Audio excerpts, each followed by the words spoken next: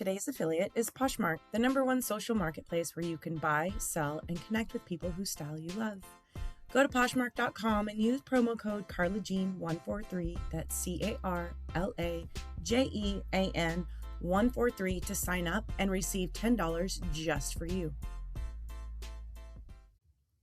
Can we talk about how apparently we're supposed to wait until our entire life is in order before we're allowed to have fun? Like, who made that a rule? Because I'd like to speak to management.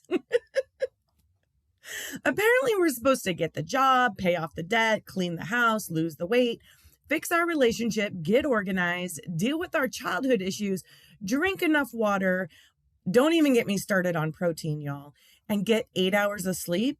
And then maybe, just maybe, if there's still time, we can enjoy ourselves. Absolutely not.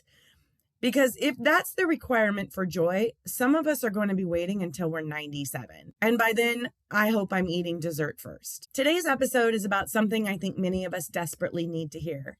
Joy is not a reward. You don't have to earn it. You don't have to finish everything before you deserve it. You don't have to become a completely healed, perfectly organized, emotionally regulated human being before you're allowed to have a really good day. Life is hard, but you can still laugh. You can be stressed and still dance in your kitchen. You can be working through something and still have an amazing afternoon. You can be figuring things out and still enjoy the life you're living while you're figuring them out. And I think that's one of the hardest things for us to remember. Welcome to Balanced But Barely. I'm your host, Carla Jean Lundgren, and today we're talking about joy, contentment, pleasure, happiness, and the strange habit so many of us have of postponing our lives until everything is finally better. Because maybe better doesn't have to come before joy.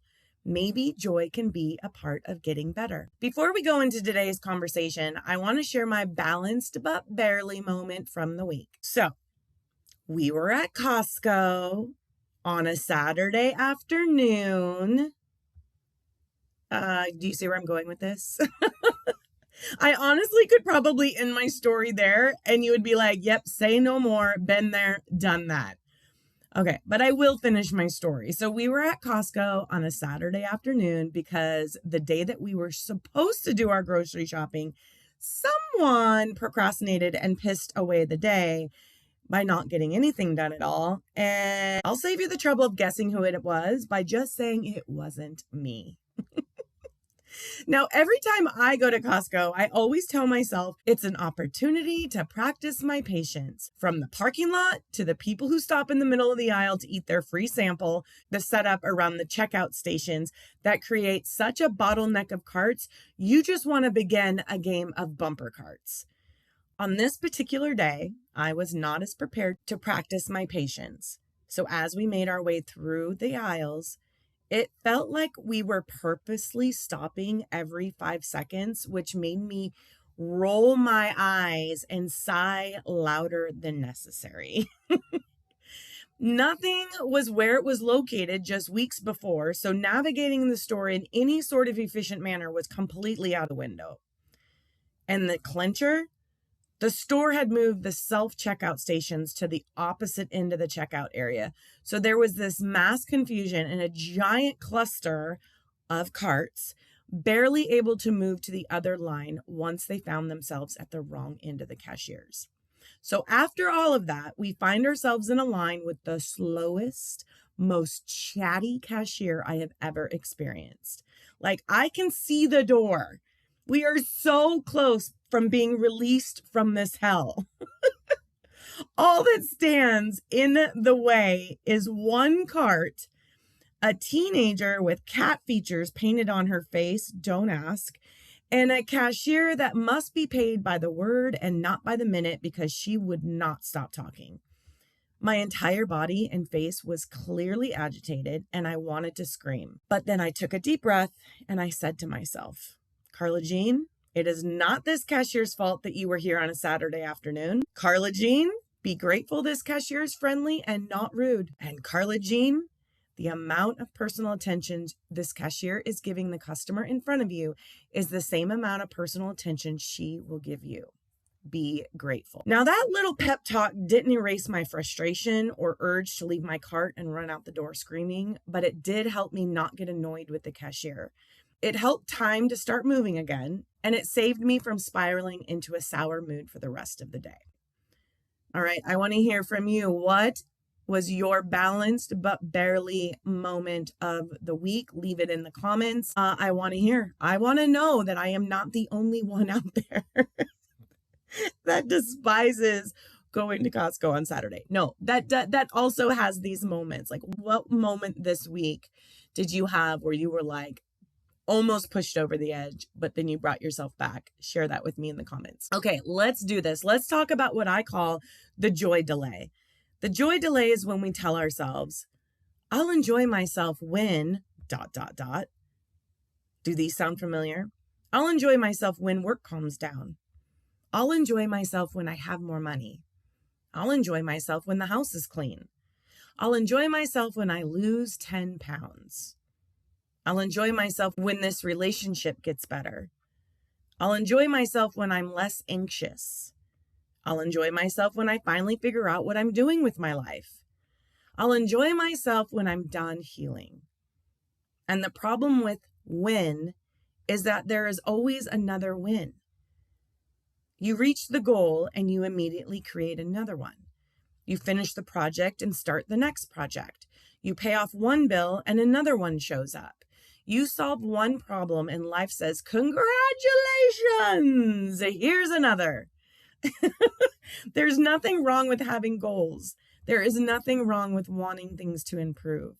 But if joy is always waiting at the finish line, you may spend your entire life running towards a finish line that keeps moving. All my life, I have struggled in every way. Friends, family, love, money, self-worth, boundaries.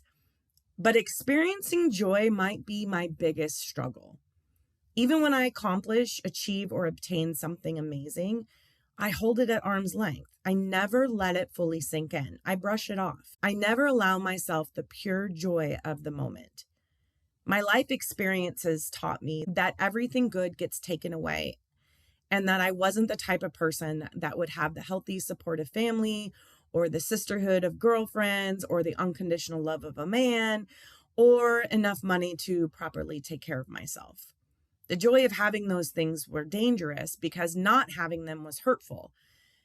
And what I knew was everything and everyone always leaves or always hurts you. So I would tell myself that I could relax and enjoy my life once ... fill in the blank here. But whatever I wrote in the blank, it was always in pencil because once I achieved that thing, I would erase it and write down something else. I've had several successful careers, yes, plural, that brought security and financial abundance. But I found no joy in that, so I erased it and I wrote in something else. I went back to school and got my associates. Nope, that wasn't it. So I wrote in bachelor's. I got my bachelor's degree. Nope, that wasn't it. So then I wrote in my master's. Damn it, that wasn't it either. So I wrote in something else. Home ownership, long-term relationship, backpacking, running a marathon, the six-figure job, traveling abroad, making art, time with friends. Nope, and nope. I realized that it wasn't that I couldn't enjoy my accomplishments or the people in my life or the places that I've been. It was that I was scared to. And that light bulb moment introduced me to a whole other uncomfortable chapter in my life. The process of trusting oneself and others enough to slow down is still something I have to practice on a daily basis. I have been hyper independent my whole life, that enjoying the support and comfort of others doesn't feel natural. So I practice it until it feels a little less unnatural. I would say that I'm only about halfway to it feeling natural because I'm still working on it. The biggest shift for me was when I was diagnosed with breast cancer. My immortality led me to embrace this phrase: life is about the journey, not the destination. I actually have this sign in my office that has this phrase on it. Joy is not a place on the map that I'm searching for anymore. It's my choice to find and see joy in everyday life. So I take the trips now, even if I have to go by myself. And to be honest, sometimes I prefer that. No, depends on where I'm going, I suppose. I tell my friends I love them, even if people think it's weird. I rest longer than I think it's appropriate. I stop apologizing or feeling bad when I say, no, thank you, or that doesn't work for me, or simply, I don't want to. I buy the hat or the pants or the jacket or the shoes that make me smile, even if no one else likes them, without needing an occasion to wear them. I eat what makes me feel good, and sometimes that means ice cream for dinner or lumpia for breakfast. I talk to the trees, to the animals. I stay up late and look at the full moon. I no longer feel guilty when I'm having fun. I no longer feel like I should always be doing something productive. I no longer sit down and immediately think I should probably be answering my emails or checking my text messages. I no longer think about work when I'm on vacation. I no longer watch television and feel guilty for not accomplishing something else. I no longer spend money on something enjoyable and then immediately feel like I need to justify it. And when I get a free afternoon, I no longer immediately fill it with errands. For me, it's a daily practice and it's a choice. And it's still a work in progress. Now, before we go any further, I want to make an important distinction. Joy is not the same thing as being happy all the time. Because I don't want this episode to become just be positive. No. That's not what we're doing here. You can experience joy while also experiencing grief. You can feel gratitude while feeling frustrated. You can laugh while you're going through something difficult. You can have a wonderful day in the middle of a very difficult season. Human beings are capable of experiencing multiple emotions at the same time. And I think that's actually one of the most beautiful things about being human. You don't have to choose. You can be sad and grateful, scared and hopeful, overwhelmed and excited, healing and happy, balanced and barely. That's the whole point. So here's your first shift. What if we changed the question from, have I earned the right to enjoy this, to asking, is there something here I can enjoy right now? Not someday, not when everything is fixed, but right now.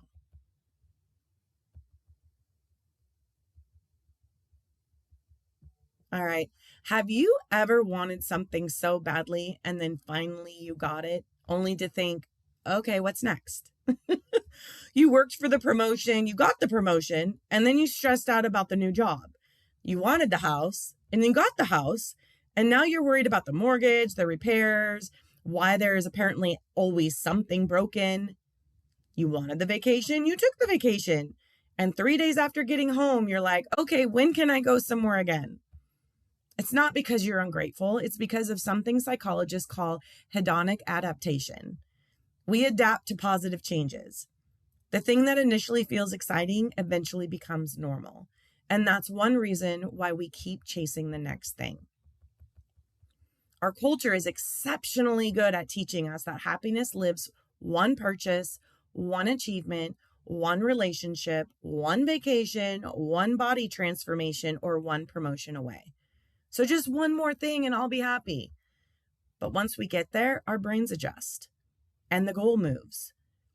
That's why joy cannot depend entirely on achievement. Achievement is wonderful. Goals are wonderful. Growth is wonderful. But if the only time you allow yourself to feel good is when you're accomplishing something, you've accidentally turned your entire life into a performance review. And nobody wants to live like they're constantly waiting for their annual evaluation. So I thought that once I got my master's degree, I would feel like a different person, maybe more academic or successful or important. In my 40s, I went back to school and spent 3 years studying for my master's degree in community planning while working full-time as a community planner. I graduated at the top of my class. I was selected to give the commencement speech at the graduation ceremony. Family and friends flew in to congratulate me, and yet I still felt small, irrelevant, and unsuccessful. What I realized was that it wasn't anyone else making me feel this way. It was me. Well, it was little me. It was little CJ that was forced to feel small, irrelevant, and unsuccessful, no matter how hard she tried. I had to stop expecting one accomplishment to carry the emotional weight of my entire life, because no achievement can do that. A promotion can't do it. Money can't do it. A relationship can't do it. A smaller waist can't do it. A perfectly organized house can't do it. So at graduation, I imagined little CJ sitting in the audience in her sweet little cotton dress and sparkly shoes, watching me stand at the front of the crowd. I remember having a moment at the podium, looking down and thinking, I can't do this. Why did I think I could do this? Who am I to think anyone here has any interest in anything that I have to say? I closed my eyes, I took a deep breath, and I looked up. I could see little CJ swinging her legs because they didn't quite reach the floor, beaming with pride, a bright smile showing off the gap in her teeth and the little dimples in her cheeks. And then I felt her say, "That's me. Look how beautiful I am. Look at all these people waiting to hear what I have to say. Look at what I was able to do. Aren't I fantastic?" So as I could feel her saying that to me, I wiggled my toes. I felt the floor beneath my feet. I took another deep breath and I said, "President Moderis, distinguished faculty and staff, proud families and friends, and most importantly, the graduating class of 2023, it is my incredible honor to stand here before you today."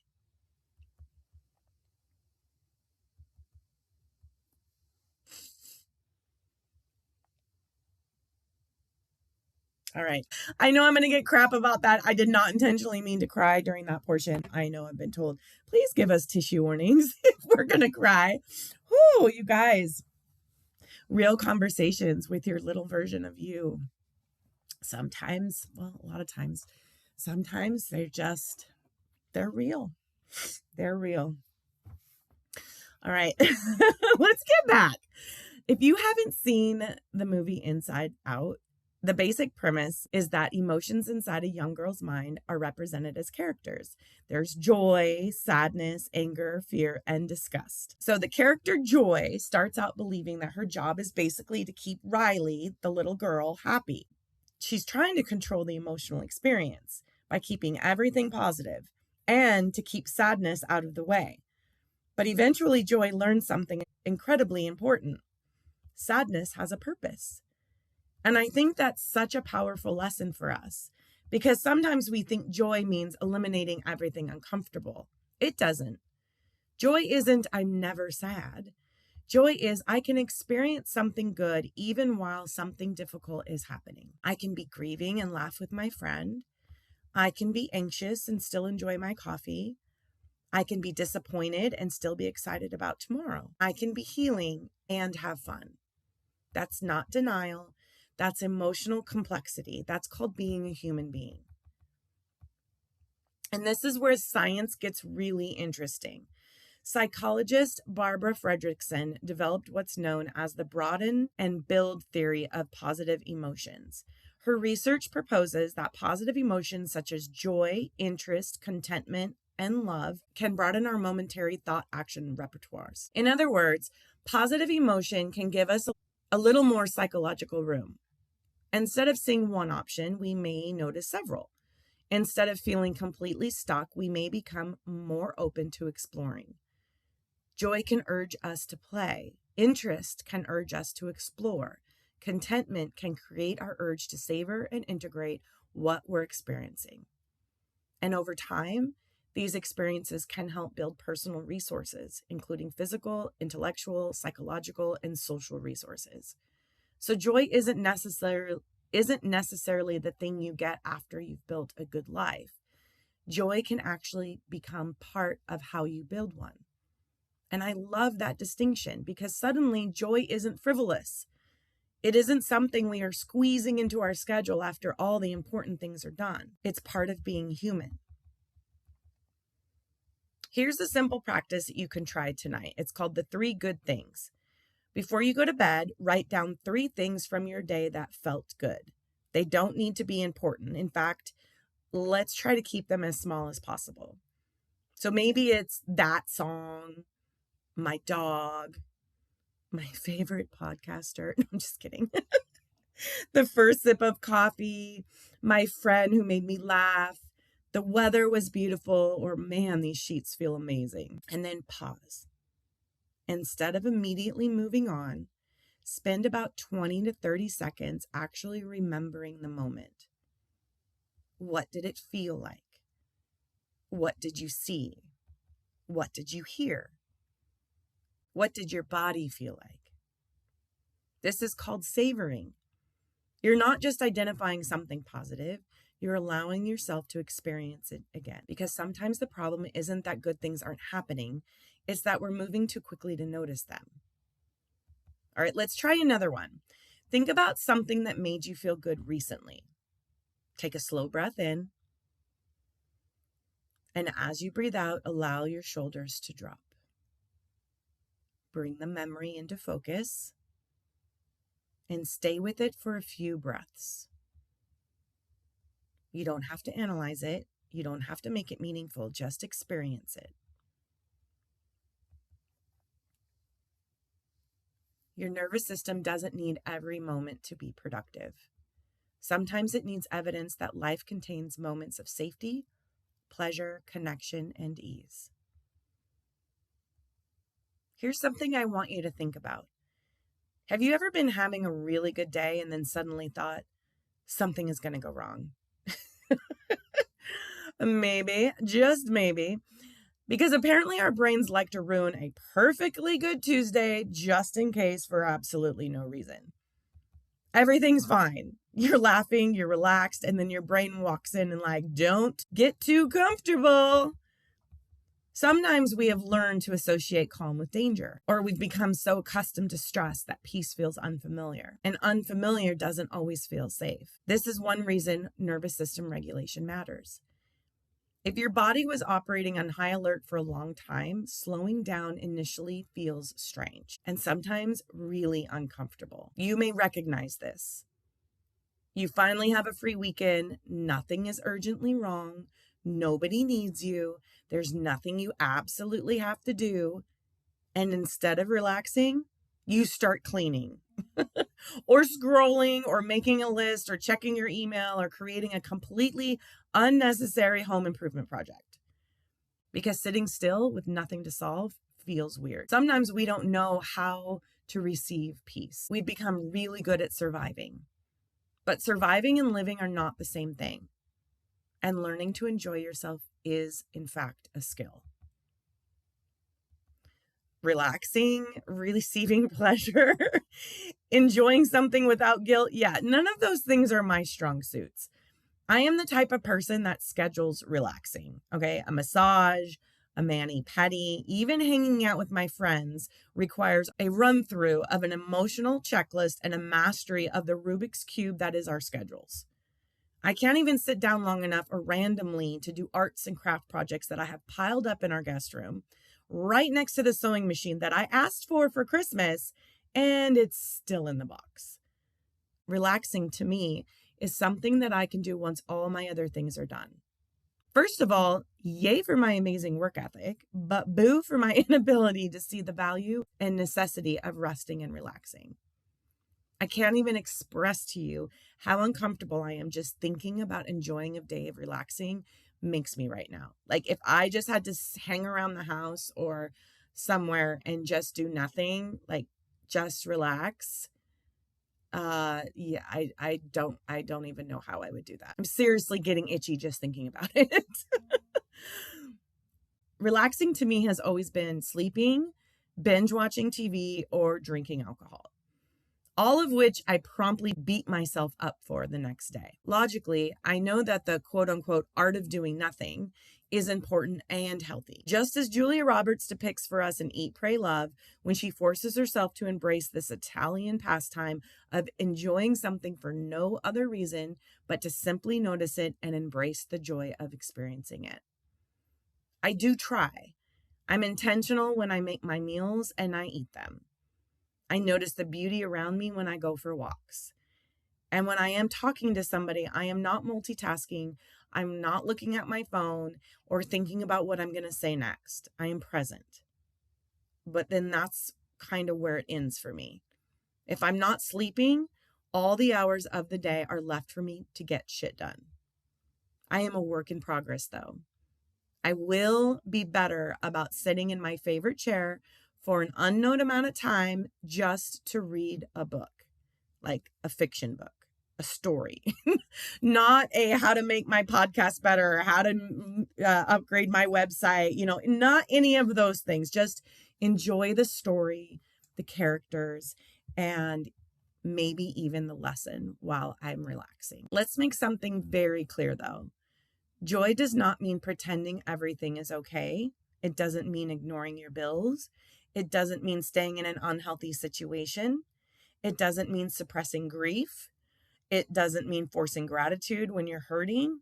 And it surely does not mean smiling when you actually need to cry. Joy is not denial. Joy is permission. Permission to experience something good without requiring the rest of your life to be perfect first.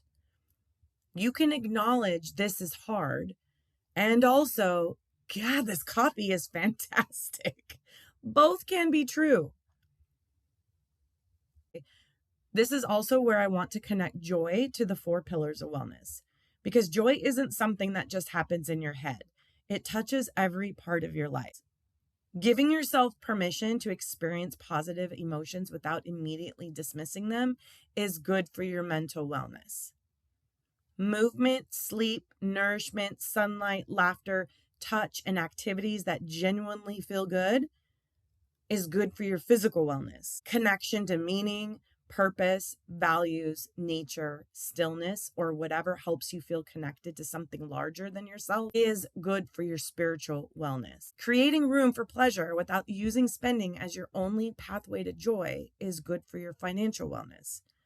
Because joy doesn't have to cost money. A walk can be joyful, music can be joyful, connection can be joyful, creativity can be joyful, and laughter is free. Here's another exercise I want you to try. And obviously, if you're driving or if you're in some sort of movement, you're not having to do this right now. Bookmark it, do it later. But here's the exercise. Make 3 columns in your journal. One is going to read, what gives me joy? The other column is going to read, what drains my joy? And the last column is going to read, what I want more of. So under the what gives me joy column, write things that genuinely make you feel good. In the column that reads what drains my joy, list the things that consistently leave you depleted. And on the last column, what I want more of, don't think about what you should want. What do you actually want more of? More laughter, more nature, more music, more time with friends, more creativity, more alone time, more adventure, more quiet, more ridiculousness, more whimsy. Who doesn't need more whimsy in their life? And then look at your answers. Because sometimes we're waiting for joy to happen when we could actually start making room for it. All right, are you ready? You're going to put your phone down for this. Put your list away, put your phone down, and listen. Because I really want you to hear this. You are allowed to have a good day while your life is still complicated. You are allowed to laugh while you're healing. You are allowed to celebrate something small. You are allowed to spend an afternoon doing absolutely nothing productive. You are allowed to enjoy your food. You are allowed to dance. You're allowed to be silly. You're allowed to be excited. You're allowed to look forward to something. You're allowed to enjoy something without immediately wondering how long it's going to last. Joy does not make you irresponsible. It makes you human. All right, let's come back to that original question. Why do we keep postponing joy? Why do we tell ourselves later, when things calm down, when I have money, when I lose weight, when work gets easier, when I finally get my life together? But here's the uncomfortable truth, you guys. There may never be a moment when everything is perfectly together because you are human. Life is going to life. There will always be another bill, another appointment, another problem, another email, another load of laundry that somehow appeared 5 minutes after you finished the last one. That's especially funny if you live by yourself. Anyways, so if joy is waiting for perfection, joy is going to be waiting for a very long time. I think sometimes we make joy too complicated. We think joy means a vacation, a huge celebration, a major life accomplishment, a perfect relationship, a beautiful house, a big financial milestone, and all those things can absolutely be joyful.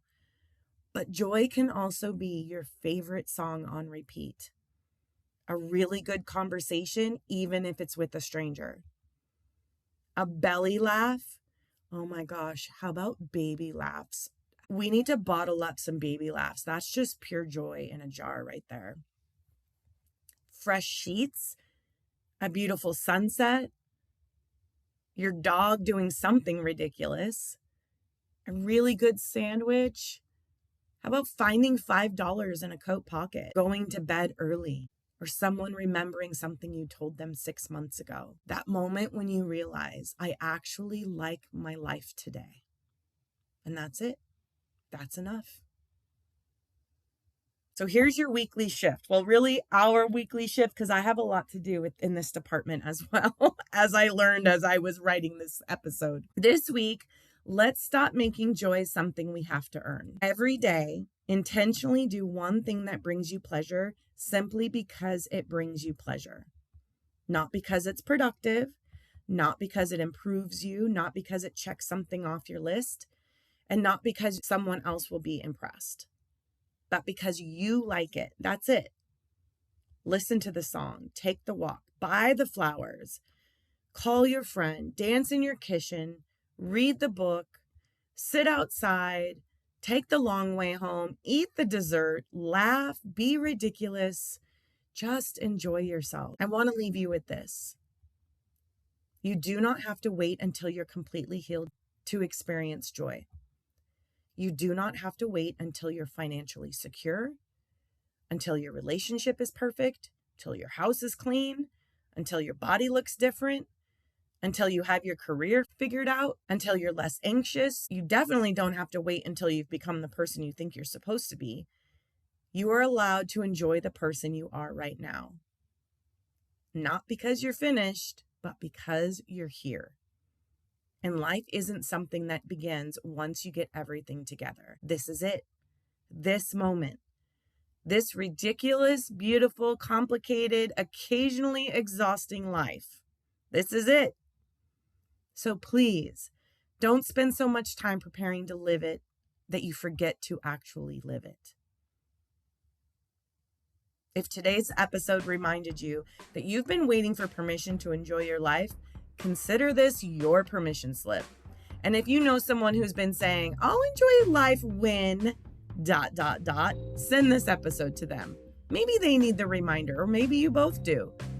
And if you're enjoying Balance But Barely, subscribe, follow, and leave a review wherever you're listening. You can find me on Instagram at @thebalancedbutbarely and let me know what you're enjoying this week. Subscribe at balancedbutbarely.com for exclusive benefits like journal prompts, yoga poses, additional resources, wellness tools, and more ways to keep getting your shift together. And remember, you don't have to have it all figured out. You don't have to be perfectly balanced. You just have to give yourself permission to experience the good moments when they show up. So, take a deep breath, drink some water, and find something that makes you laugh. This is Balanced But Barely. I'm your host, Carla Jean Lundgren, and we're figuring this out together.